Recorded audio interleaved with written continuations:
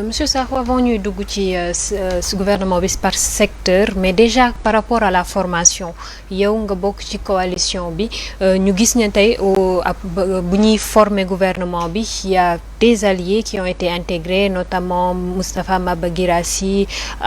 professeur Abdourahmane Diouf ñu gis aussi Cheikh Tidiane Dièye nga xam ne ñu jàppale woon la waa PASTEF ci seen projet bi mais surtout Serigne Gueye Diop qui était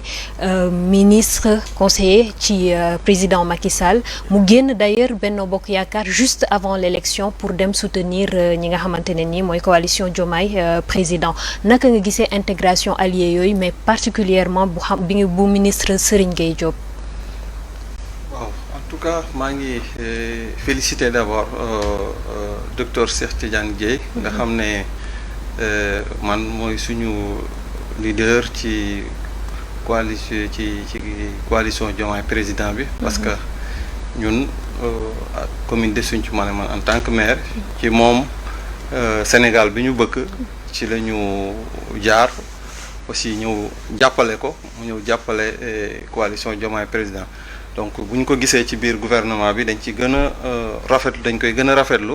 mais surtout secteur bi ñu ko jox ñu koy rafetlu baax di ko féliciter di ko ñaanal réussite bu mag a mag donc ñeneen ñi nga wax xëy na taxul ma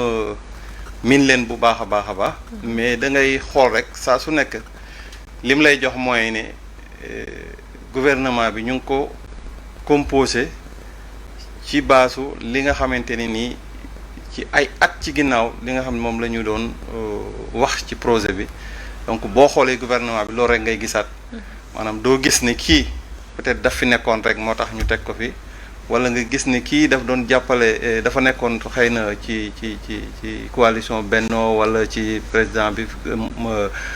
gouvernement bi fi jógee tax na kenn du ko dugal ci biir gouvernement bi mais tey boo xoolee kenn koo ci jël ci 25 ministres yi càmbar ko da nga gis ne kii nii am na compétence ci li tax ñu teg ko foofu mais di nga xam ne domaine bi ñu ko dénk aussi maîtriser na ko te yaakaar nañu ne war na ko mën a doxal te di nga ci gisaat beneen kenn ku ci nekk ci ñoom boo leen càmbaree kenn ku ne da nga gis ne vraiment boo xoolee fi mu jógee ba fi mu yegsi di nga am yaakaar ne bu dee noonu la continuer war na mën a jëmale fi ñu ko jox ci kanam. donc vraiment moo tax ñu am yaakaar bu baax a baax ci gouvernement bi. D'accord, j'aimerais bien vous entendre aussi par rapport à ça en tant qu'analyste politique. Effectivement xam nga boo xoolee affaire da ngay ñoom waxoon nañ ko. c'est pas un partage du gâteau parce que bu doon partage gâteau rek di nga xool. tey man ñi ci nekk sax Pastef ko j'ai eu du mal à les reconnaître parce que fii compétence bi lañ jiital Abdourahmane Diouf kenn werentul sur le commerce ci affaire commerce international am na ci xarit ci enseignement supérieur am na Cheikh Tidiane Dièye pour le maire de Khombole kii Serigne Gueye Diop Sandiara mais Sandiara autant pour moi mais boo xoolee ni mu transformé c'est-à-dire nit ki même boo contraire waxal ko dëkk Sandiara man miinuma fa mais ñi fa nekk ñoo ma ko expliqué mais en un temps record dafa def un travail extraordinaire kooku compétence la kooku c'est-à-dire bu ñu fi wax sa ay affaires étrangères c'est-à-dire les hommes qu'il faut à la place qu'il faut am na ñoom loolu la ñuy wane nii ñi teg nii ñi ma ci xam même buñ bokkul Pastef am nañ ay compétences jël lañ leen teg leen fa le maire de Sandiara mais ni mu transformé Sandiara sax dafa doy waar donc kooku dañ ni ak aussi sur le plan international benn jour suivre naa benn interview mais il a des partenaires un peu partout dans le monde mais di leen indi di investir foofu donc kooku compétence la boo xam ni c'est-à-dire dafa am ci place même bu duggoon ci gouvernement même bu duggoon ci coalition bi tey am na fa place parce que am na ay compétence donc ñoom loolu critères yoo leen jiital te ñu ngi koy gis jiitaluñu ay critères yoo xam ne politique yi bokk na Pastef kii bokk ni dañuy seddoo gâteau bi non c'est pas le partage du gâteau ñoom ils le savent ñoom xam nañ leen di xaar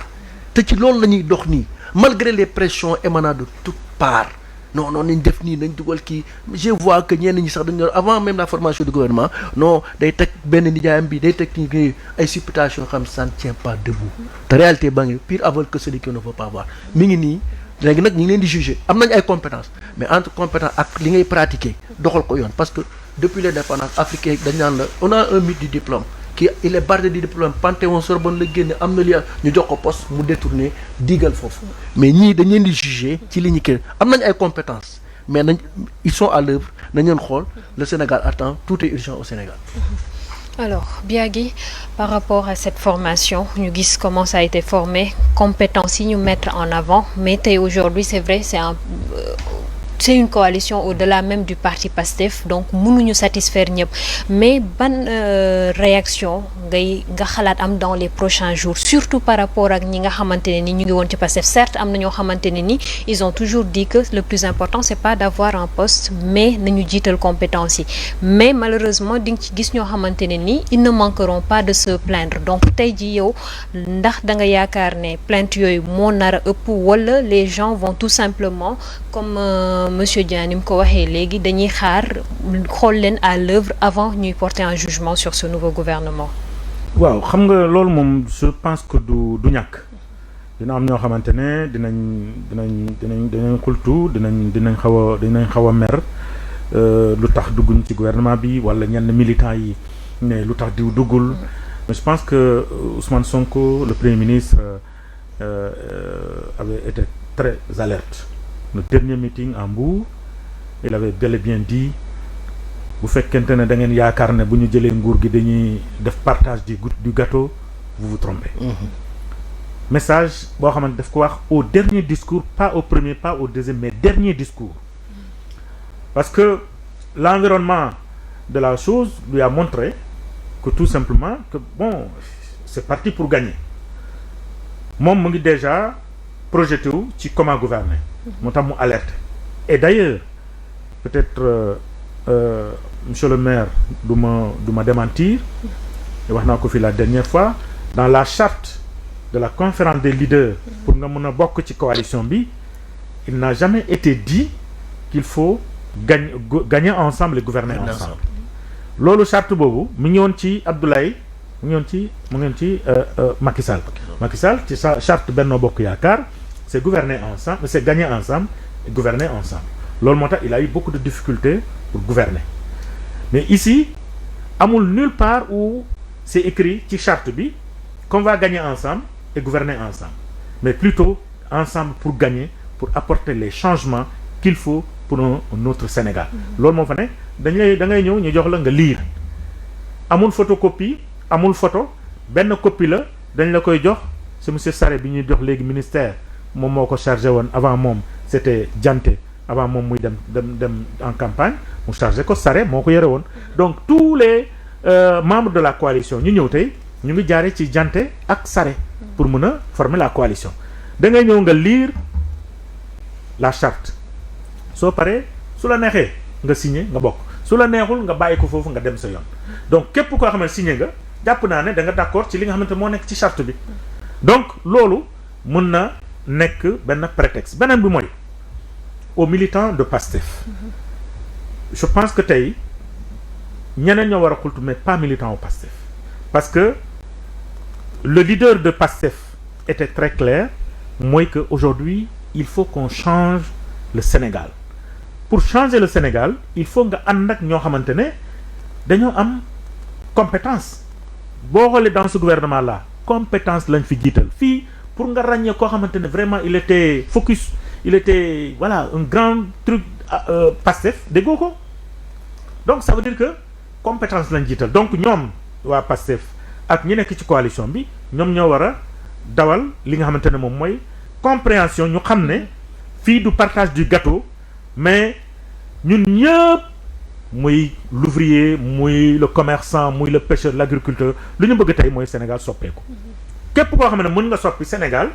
dañuy ànd ak yow. Je pense que cette élection est un message fort pour ñi nga xamante ne ñoom ñooy les acteurs politiques. Beneen bi mooy xam nga tey boo jëlee buñ ne compétence mu jox la peut-être 3 ministères ou même 4 bi nga xam ne foofu dafa mel ni dañoo bëgg a indi justice pour ce qui s'est passé au Sénégal. Boo jëlee le ministre Augustin Tine. Augustin Tine a été limogé d'une manière extraordinaire en tant que haut commandant de la gendarmerie. Dans la gendarmerie ou dans les armées dañ lay naan même boo limogé ni da ngay bàyyi mu tàggu ses frères d'armes avec la solennité qu'il faut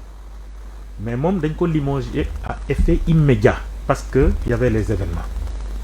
ñu jàpp ne moom daf doon jàppal tànk ki nga xam ne Ousmane Sonko bi mu nekkee haut commandant de la gendarmerie mu jëlee ko foofu indi général Fall nag moom moo doon doxal yi mu doon doxal kon tey bu fekkante ne il faut mettre quelqu'un à ce poste-là je pense que c'est quelqu'un qui le mérite bu ñu jógee ci loolu ñu dem ci ministre des forces armées naka ngay demee ci fête de l'indépendance ñëpp apprécier cette fête de l'indépendance ici avec tout ce qui s'est passé vraiment ñi ñi apprécier les armées contentes mais le lendemain tu limoges le général et c'est extraordinaire nga limogé Birane Diop en tant que chef d'état-major général des armées nga limogé ko le lendemain de la fête de l'indépendance parce que tout simplement yaa ngi soupçonné ne kooku il travaille pour Ousmane Sonko kon tey boo ne da ngay nommer un ministère des forces armées bëgg nga ko dénk koo xamante ne xam na ko mais le mieux placé c'est koo xamante ne am nga moom confiance ba pare am compétence bi kooku ki nekkoon na ministre des nekkoon na Semga kay war na mën a nekk ministre des forces armées du dëgg beneen bi mooy le ministère de la justice ki nga xam ne moom mooy Ousmane Diagne c'est le procureur. Ah ok d'accord. C'est le procureur Ousmane Diagne ci la dañ ko limogé da ko président Macky Sall da ko limogé parce que dafa jàpp ne moom Ousmane Diagne moo doon jàppal tànk Ousmane Sonko dans les procédures dans l'affaire Adji Sarr kon kooku tey boo ñëwee nga bëgg a am confiance ci kenn koo xamante dafa xam justice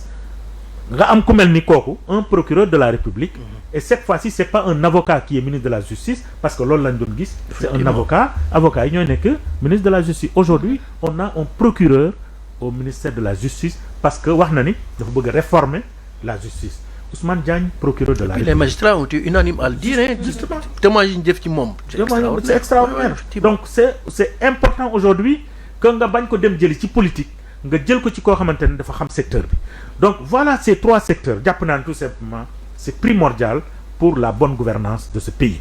mooy le ministère des forces armées qui est un ministère de souveraineté le ministère de la justice qui est un poste de souveraineté le ministère avec forces armées qui est également un ministère de forces armées ñi ko yoree yépp amul kenn ku ci def politique ils sont tous des technocrates et nekk ci secteur bi nga xamante ne ci la ñu nekk on ne peut pas avoir meilleur que ça bu doxul mën nañu wax ne xëy na peut-être am na lu xew mais c'est pas parce qu'ils ne sont pas compétents donc loolu moo nekk lu am solo ci secrétaire généraux yi dafa am monsieur le maire lu mu wax foofu secrétaire chargé de l'agriculture xawma la nag la et pourtant il y a un ministère de l'agriculture oui mais justement foofu dañu jël agriculture boole ko ak élevage oui. Est-ce que du loolu moo tax ñu indi secrétaire d'État pour renforcer parce que quand même élevage dafa c'est un domaine qui mériterait d'avoir carrément un ministère du moment que daf leen boole est-ce que du loolu moo tax ñu indi secrétariat d'État pour renforcer xam nga lu tax loolu yàgg naa ko mais les gens duñ ci bàyyi xel je pense que Abdou Samad mi nekk dans cette partie où il y a l'élevage et l'agriculture dina ko dëggal Sénégal dañuy fal ministre d'agriculture fal feneen ministre de l'élevage alors que ces deux-là sont en conflit sur le terrain baykat bi moom day naan sàmmkat yi ñoom ñoo dañuy ñëw di dugg suñu tool yi léegi bu sàmmkat bi plaindre bu s'il se plaint mais il se plaint auprès de son ministre le ministre se plaint auprès de l'autre ministère finalement ça devient un conflit entre deux ministres kon loolu da nga koy boole mu nekk benn ministère nga jël ko en charge parce que chaque année lu mu gàtt dina nga dégg da nga dégg rey nañ nit. Oui, les animaux en divagation qui sont dans les champs. Et ça c'est ça règlement de compte c'est un problème qu'il faut régler et je pense que tey déglu nañ ñi nga xamante ne ñoom ñoo nekk ci mbay mi mais surtout dans son discours boo xoolee mu ngi doon wax ni il n'est plus question que baykat bi bay ba pare ñu ñëw jox ko ñoo xamante ne ci almadi gii la ñuy tëdd yeewu après ñu jox leen ñu naan c'est des xomalan les intermédiaires ñu leen ñu jox jiw bi ñuy jaay ñuy def naka su directement chez le paysan toujours il y a des intermédiaires qui sont là loolu dafa war a jeex donc en mettant sur place un ministère chargé de l'agriculture nga teg à côté un secrétaire d'État chargé de l'élevage ou de l'agriculture jàpp naa tout simplement on va vers la résolution de ce problème-là parce que mbay mi encore une fois ñun ci mbay mi lañ juddoo ci mbay mi la ñu màggee mbay maa ngi fii ba nëga ni man gëwma li ñuy wax ay pétrole ak gaz gëwma ko li ma gëm mooy mbay mi bu ñu ko développé bu ñu ci bàyyee xel fii jeunesse Sénégal bi yëpp dina ci liggéey te jeunesse sénégalais yëpp dinañ ci gis seen bopp parce que amul lenn loo xamante ne ëppale nañ ko fii ci Sénégal foo tourné tey Sénégal ndox la ak suuf mais loolu nañ ko exploité moo gën nga dem xaraxee na wala nga dem Sabodala ñu ngi foofu di gas suuf si alors que foofu mbay mi mënoon a baax foofu ñu ngi gas di piller la population aujourd'hui di def naka su dul noonu la population n'a plus accès aux terres léegi amul lenn loo bay foofu loo xamante ne dafa dina meññ amatul dans le Kédougou alors que ñoom mbay mi la ñuy dundee l'or bi ñuy exploité foofu benn baril d'or bu fekkente ne yow individuellement boo ko exploité benn tey demain da ngay dee parce que yaa ngi dig ci pax yi les industriels ñoom ñi ngi exploité di jël suñu or bi di ko jaaralee foofu di yóbbu bitim réew loolu dafa war a jeex donc mbay mi jàpp naan tout simplement li ñu def lu am solo la pour suqali aujourd'hui mbay mi pour que véritablement baykat yi mën a gis seen bopp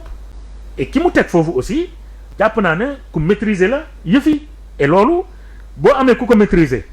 ba pare bu mu yem ci ministères yi nañu balayer les ministères parce que loolu dafay am tout le temps dañuy changer ministère mais ñi nekk foofu ñi ngi foofu duñ fa jógee depuis Senghor ñi ngi foofu duñ fa jógee. Tambu ay agent fonction publique ñoo fa non nekk aussi ni may wax ni du agent fonction publique contractuel yi alors non c'est des dealers, ce sont des intermédiaires, je les appelle des dealers, ils sont dans les ministères ñoom ñooy capter les oui, semences. mais ça c'est un dealer ou pas dans les ministères quand même amul kuñ fa jël en tant que dealer c'est soit un agent de la fonction publique wala mu nekk les contractuels maintenant comment on va faire pour sortir un agent de la fonction publique buñ ko génnee tam dañ ko yóbbu ci beneen ministère. du ma lay wax nii du agent de fonction publique du ñooñu ça n'a rien à voir. léegi ñan ñoo fa nekk. non en fait je veux je pas donner de nom oui. mais dernière concertation bi am Diamniadio déglul bàyyi ci xel demal foofu rek je te renvoie à cette concertation ñi nga xamante dañuy naan non man kii baykat la ainsi de suite loo def ci mbay loo namm ci mbay au contraire yow da ngay bénéficier wu ci mbay defoo fi dara c'est des dealers qui sont surtout au ministère de l'agriculture et de l'élevage ak la pêche am na ñoo xamante ils sont au niveau de la pêche. ñoom c'est ay xam nga il faut aussi ñu mettre le doigt sur les problèmes aujourd'hui quand on parle du secteur dafa am ñu ko seq am na ñi nga xam ne ñoo fay liggéey am ñoo xamante ne ni ñooy les partenaires wala les collaborateurs su fekkee c'est à ce niveau que ça se situe ñu xam ko bu fekkee c'est au niveau du ministère aussi ñu xam ko parce que dans les ministères comme je l'ai dit ñi fa nekk dañ leen fa jël hors des c'est vrai am na ñeneen ñu ñuy waxal mais bu fekkee c'est à l'extérieur le problème est moins grave parce que peut-être foofu mën nga jël ay dispositions yu gën a simple en fait mais quand c'est des agents quand même c'est d'autant plus grave. balaa ngay jël gis nga au niveau de gis nga les agents li may wax nii agents yi ñoo ko gën a soxla les agents du ministère ñi nga xamante ñoom ñoo nekk ci fonction publique ñi nga xamante ne liggéey état moo leen fa teg ñoom ñoo gën a soxla li may wax nii moo tax ma bëgg nga dur ci baaraam wax ñan la en fait parce qu'on a besoin de savoir des gens comme Aliou Dia la xam force paysane voilà ça c'est les structures yoo xamante ni dañuy ñëw di travail ak ministère bi amul benn travail bu ñu fay dama ne y a des gens il n'est pas le seul ils sont nombreux si bu ma boo jëlee ministère de l'agriculture kese ils sont nombreux là-bas c'est on les appelle des intermédiaires gis nga ku fi falu ñëw nañ téye sa sac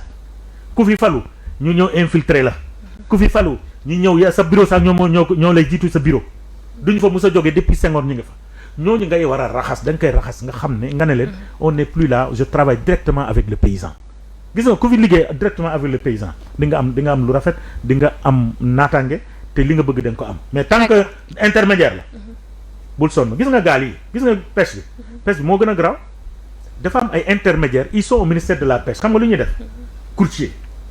c'est des courtiers au ministère de la pêche ñoom ñooy dem lijjanti chinois yeeg japonais yeeg ñëw di jaay des licences de pêche après lan la am ci bénéfice wala am ci quota mais ils sont là-bas ñooñu ngay balee tant que balee woo leen loo fi nekk compétent munoo dem te ils sont des professionnels du deal. d'accord ñooñu nag da nga fay jëlee. d'accord Rey xam nga affaire boobu lan la ce sont des lobbies ce sont des politiciens qui depuis Senghor ñu ngi fi régime bu ñëw ñu ànd ak yow ministère c'est-à-dire ils ont pignon dans tous les ministères dañuy jëm seen lobby politicien lobby maraboutique dama lay wax lu gën a concret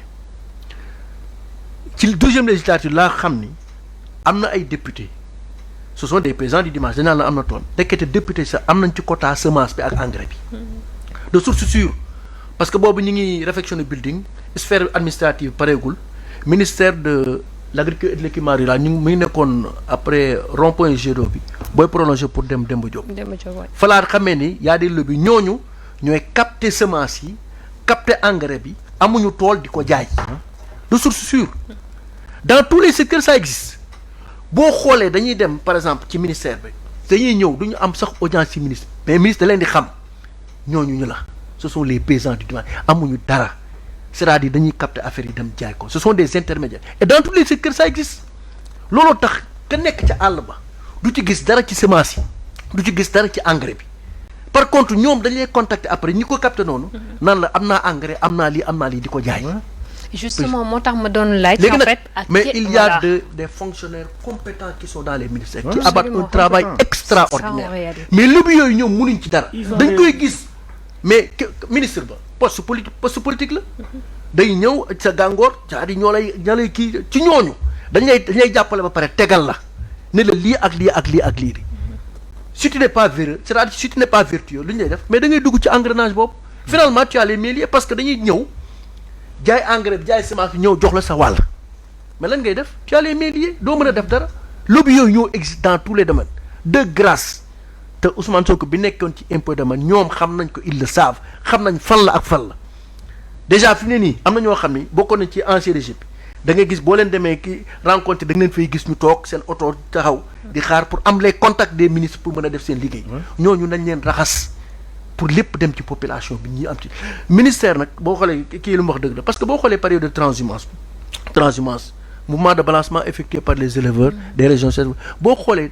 problème bu dul jeex ay rey nañ kii sàmm bi pël kii dugg na ci àll bi mais bu ñu ko defee par exemple taftal ci secrétaire d'État parce que élevage agriculture mooy mamelu secteur primaire te Sénégal mënul développer sans un secteur primaire comme performant une agriculture intensive bu ñu ko defee rek gis nga pétrole bi ñuy wax ne ak gaz bi mais boo xoolee revenu yi muy indil ça tourne autour de 30 000 milliards mais depuis boobu agriculture élevage moo ñu dundal donc ñu ne bu ñu focus rek ci pétrole ak gaz bi mais agriculture bu ñu ko développer y a tellement de terres arables y a de l'eau lépp am na fi y a des jeunes qui sont là même armée mën na nekk armée de métier ñu mais am bu ñu amee autosuffisance rek mais lépp day yomb gaz bi ñëw renforcer ko loolu rek lañ soxla. d'accord monsieur Sakho. vraiment sujet bi Sambou indi ni dafa am solo tellement. surtout ci ministère de l'agriculture ñu boole ko ak ministère de l'élevage. parce que benn secteur la. donc benn secteur boo ko dénkee benn nit dafay gën a yomba organiser que nga dénk ko ñaari nit donc loolu dañ koy rafetlu d'abord mais li mu doon wax aussi ne ñooñu bu ñu bëggee fonctionner dëgg ba mission bi ñu leen dénk ñu mën ko réussir il faut ñu fexe organiser wu tey dégg nañ ko ci discours président bi mu defoon ne war nañu def ay concertation ci secteur yëpp waxtaan ak ñoom foofu man laay gën a insister que ministère président bi gën ci insister que secteur yëpp ñu def ay concertation mais balaa ñuy def concertation yooyu ñu fexe renouveler ni nga xam ne noonu la Sénégalais yi amee opportunité amee possibilité ba renouveler changer président de la République président bi changer gouvernement donc ñu may possibilité askan wi ci suuf aussi muy baykat yi ak sàmmkat yi ak ñi nekk ci secteur pêche ak yeneen secteurs yi ñu mën a renouveler seen secteurs yooyu parce que comme ni mu ko waxee dafa ci am secteur yoo xam ne tey boo ñëwee ci baykat secteur u agriculture bi nga xam ne man moom laa gën a maîtriser da nga fa fekk ay organismes yoo xam ne depuis jamono maam lañ fa nekkoon ba tey ba léegi kenn changé bu leen même organisme bi tey boo doon woo baykat yi nga ne dama bëgg a woo baykat yi fii pour waxtaan ak ñoom même tête yi nga doon gis ñoom ngay gis ñoom ñooy dajaloo te bu ñu fa paree après ñoom seen bopp rek la ñu suivre. tout à fait. souvent 80% yi pour nga bañ a wax ne ñëpp la bu ñu jógee ci ndaje yooyu bu ñuy ñëw amuñ kenn ku ñuy concerté wul pour indi benn xalaatu béykat bi bu ñu fa jógee seen kër la ñuy dellu jeex na donc kon nga ne waxtaan naa ak béykat yi soxla béykat yi lii la alors que ñooñu ak béykat yi amuñu benn relation. moo tax def ay concertation fexe ba renouveler organisme yooyu nga xam ne ay kuréelu béykat ñoo ko yor. ñu renouveler leen dana tax ba ministère boo xamante ne teg nañ ko. mu mën a buy wax ak njiit yooyu mu fekk ne njiitu béykat yi directement lay waxal. loolu benn la ci li ñuy wax nag ni intermédiaires yi ñi nga xam ne à chaque fois ministère boo dem fekk leen fa. ñuy dox ci diggante béykat bi ak état bi wala ak ministère bi wala ñuy dox ci diggante beneen ministère ak état bi ñooñu fi lañ leen ñooñu tey jàpp naa ne Sénégal li ko tardeel ci ñooñu la donc te ñooñu li leen fi mën a jëlee mooy li Sénégalais yi def mooy jëlee fi président ba ca kaw parce que foofu la yëf yi di jógee tey intermédiaire yi ngay gis ci ministère yi yëpp au niveau du cabinet président lay jógee et puis foofu tey bu dee lu ñuy joxe muy semence wala muy engrais wala programme yooyu bépp boo ci gis boo xam ne dañ koy détourner du jëm ci baykat bi ma ngay jógee cabinet président ñëw ci ministère donc loolu yow ministre bi sax mënoo ci dara waxuma la nag administration ba fa nekk mais tey man mi yëngatu ci secteur boobu mën naa la waxal ne administration agriculture amul bu ko gën a aw yoon ci Sénégal d'ailleurs ñoom sax dañuy boo dee yëngu ci wàll bi dañu mel ni say ay conseil la ñu nekk mu nekk ñu nekk au ministère wala ñu nekk ci directeurs régionaux ak départementaux yi te dama fay profité di wax ne ministre de l'agriculture na bàyyi xel services départementaux yi parce que services départementaux agriculture yi bépp boo ci dem tey yow bu ñu la nee dugal doo ñëwee sax dugg ci secteur donc maa ngi leen di wax ne après ngeen profito fexe ba vérifier service départementaux de agriculture chaque département rek la boo demee ci fii nga xam ne mooy service départemental yow doo fa bëgg sax dugg maanaam day niru bâtiment colonial ñoo fa nekk yoo xam ne depuis temps colon lañ leen tabax donc te loolu nga ne secteur boobu laa yaakaar pour mu développer Sénégal xam nga jafe-jafe la. D'accord. vraiment foofu moom li ñu boolante ñaari ministères yi am na solo mais ñi ñu dénk ministères yooyu nañu gën a góorgóorlu ci wàllu boobu noonu. D'accord. surtout nu ñu ko formuler. Samb yow nag bu ñu duggee ci agriculture duñ pare foog ñu dugg ci yeneen ministères agriculture moo mën a yor Sénégal ñaar ñi moo yor Sénégal. agriculture pêche. waaw mais yeneen secteurs yi aussi c'est pas pour rien ñu secondaire la man jàpp naa ne secondaire parce que foofu laay ñëw agriculture. élevage pêche. moom moo lay jox emploi. parce que moom mooy lay jox industrie. Je suis d'accord en fait, voilà. Mais bu ñu defee le tour de la question il faut ñu avancer aussi si yeneen ministères yi. waaw mais par exemple xam nga dafa ne secrétaire d'État aux coopératives et à l'encadrement paysan. c'est ça ak am solo xam nga lu tax tey dañoo war a génn ci baykat pour man c'est un terme galvaudé baykat bi c'est un entrepreneur agricole foofu la ñu war a dem un entrepreneur agricole kii nu mu nekkee entrepreneur bâtiment nekk entrepreneur xawma lan mais l'agriculteur doit être un entrepreneur agricole. waaye léegi ci wolof ñu woowee ko nag. ñu woo non du baykat du baykat nu ñu woowee entrepreneur ci wolof ah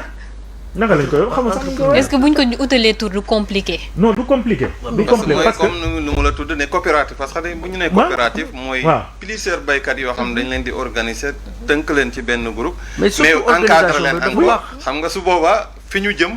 bu ñu leen dajalee ci benn groupe ba pare encadre leen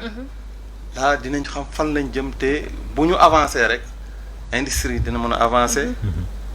te bu industrie avancer emploi day am donc moo tax ma ne yoon woowu bu ñu ko toppee vraiment mën nañ jëm ci émergence bu gaaw a gaaw. parce que nit ñi lu bari lu ñu xamul tey ku fi jóg nga ne da ngay créer coopérative mu nekk ci habitat mu nekk fu mu mënti doon xam nga kan moo lay jox këyit ministère de l'agriculture moo lay jox këyit moo lay jox agrément en tant que coopérative d'habitat secteur presse beeg yooyu loo leen fi daw du sa ministère du la ko jox